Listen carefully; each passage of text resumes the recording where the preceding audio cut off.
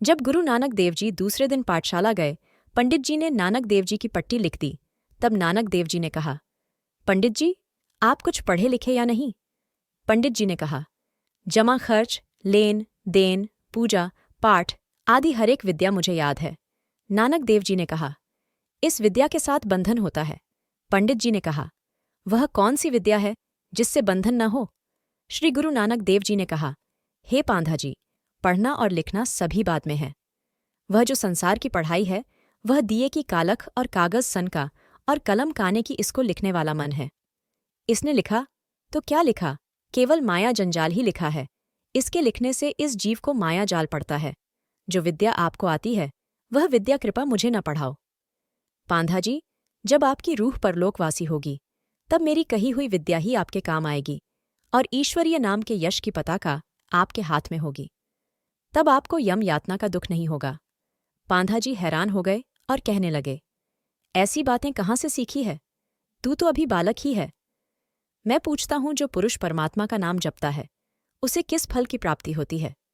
तब श्री गुरु नानक देव जी ने कहा, जहाँ रूह जाएगी, वहाँ परमात्मा के नाम जपने का आपके पास पुण्य होगा, आपका सत्कार होगा, हमेशा खुशियाँ, सुख और आनंद होगा।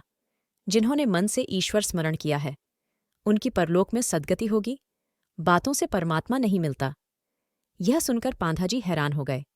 पांधे ने कहा, हे नानक, एक पुरुष वह है जो ईश्वर भजन करते हैं, परंतु उनका कहीं कोई नाम नहीं लेता और उनको वस्तु और अन्न भी प्राप्त नहीं होता। एक वह भी है जो सारी उम्र ईश्वर से विमुख रहते हैं, परंतु सारी उम्र राज करते हैं, सारी उम्र मौज ही मानते हैं। वे ईश्वर से डरते भी नहीं, उनका क्या बनेगा? नानक जी ने कहा, पांधा जी एक महाराजा है और एक भीख मांगते हैं जो यहाँ सुख भोगते हैं, ईश्वर स्मरण नहीं करते। उन्हें परलोक में दंड मिलेगा। जैसे चक्की अन्न के दानों को पीस देती है और तेली तिली को दंड देता है, जैसे धोबी कपड़ा धोता है।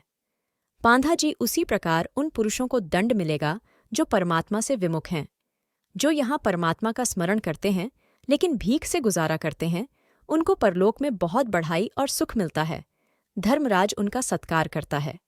यह सुनकर पांधा जी ने कहा, तू तो महान भक्तों जैसी बातें करता है। अभी तू बालक है, माता पिता से सुख प्राप्त कर। अभी तूने गृहस्थ का आनंद लेना है। अभी तू ऐसी बातें मत कर। यह सुनकर नानक जी ने कहा, मुझे इस साहिब का इतना डर है कि मेरी बुद्धि भयभीत हो रही है और शरीर कांप रहा है। मेरा जीव थरथरा रहा है। जो यहाँ बादशाह कहलाते हैं, वे मरने के बाद मिट्टी में मिल जाते हैं, जिनकी आज्ञा को संसार मानता था। हे पांधा जी, मैं असत्य स्नेह किसके साथ करूं, जब हम सबको शरीर त्याग जाना है और यह शरीर मिट्टी में मिल जाएगा। इसलिए संसार के साथ जो प्रेम है, उसे क्या करना है? उस परमात्मा का नाम स्मरण ही उत्तम है, जो सभी को उत्पन्न करता है, पालन करता है और फिर संहार करने वाला है। उसी परमात्मा से प्रेम करना उचित है। अगर वीडियो पसंद आई तो कृपया इसे लाइक, शेयर और सब्सक्राइब करें।